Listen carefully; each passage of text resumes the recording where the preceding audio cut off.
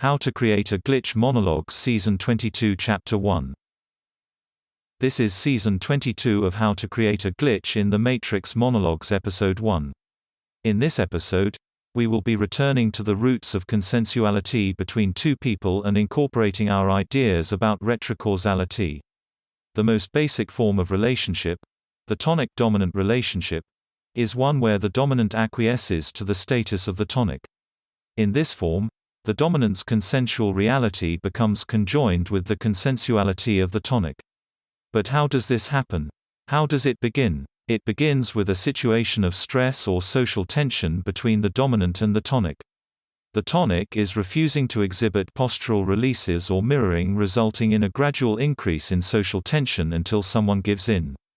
That is, someone acquiesces to the status of the other, exhibiting postural releases to dissipate social tension. Now, the postural movements associated with giving into that tension, the postural releases highlighted by the release of tension in this case, become integrated into the movements of the dominant, such that they recur periodically. They recur periodically whenever the dominant is in a position of social tension. These movements become imprinted on the muscle memory of the dominant, incorporated into their social movements. Now, this is significant because whenever these postural shifts become emergent, it refreshes the link between the tonic and the dominant, such that the dominant acts further to the unconscious impulses of the tonic. This occurs even if the tonic and the dominant are not in the same social location.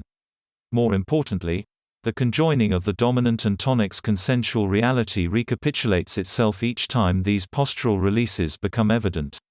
In effect, we can say that the conjoined consensuality of the tonic and dominant is non-linear from the beginning, re-emerging periodically whenever these postures become self-evident.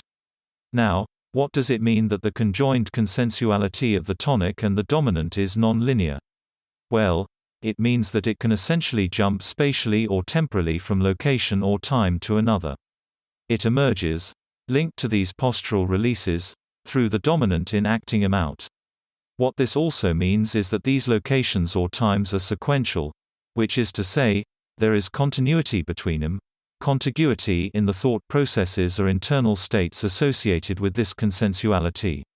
Since we know that it is consensuality which gives one an internal space for reflection, the non-intersection of one mind with many, we can see that this consensuality has certain rules, certain inhibited impulses, which are then diverted into the shadow self of the dominant. Which is to say, the effectuation of the impulses of the tonic means the subduction of their own impulses into their shadow self. Now, how do we interpret our language of the shadow self in light of the above? Well, we know that our consensuality describes the reality that we see, observe, consent to. The shadow self is manifest in our non-consensuality, which is in what we project on those outside our direct experience. Thus, the color or shades of what we project into others will change in light of the subduction of our impulses. This metaphor of subduction is a useful one. If you imagine ourself as rather like a solar eclipse, with our self forming the light of the sun, that is, what we project to be manifested, and the moon as our conjoined consensuality. Those thoughts which escape the subduction of the moon are made manifest in those around us.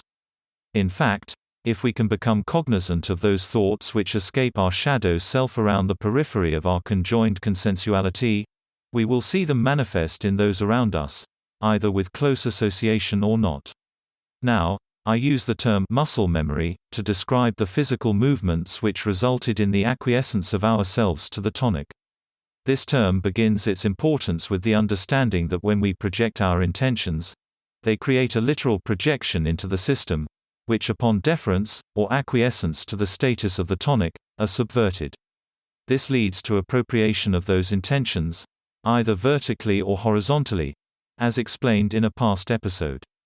Just as the creation of archetypes or narratives through story results in their assumption by members of the system, so too do the projections of intention which are subverted by deference.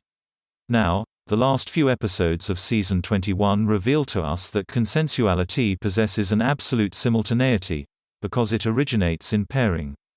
Consensuality in the past, in the example, involutes into non-consensuality in the present. Thus, non-consensuality segregates periods of conjoined consensuality until such time as those postural releases which signified the deference can be repeated. So for example, let's say you, dominant, are laying down when you last spoke with the tonic. Then, consensuality involutes as you go on a driving trip. The conjoined consensuality may not re-establish itself until you can mirror that posture or posing, when you arrive at your destination. In between those 2 points, will be a non-consensual space. That's the end of the podcast for today. If you enjoyed it, please like, comment and subscribe.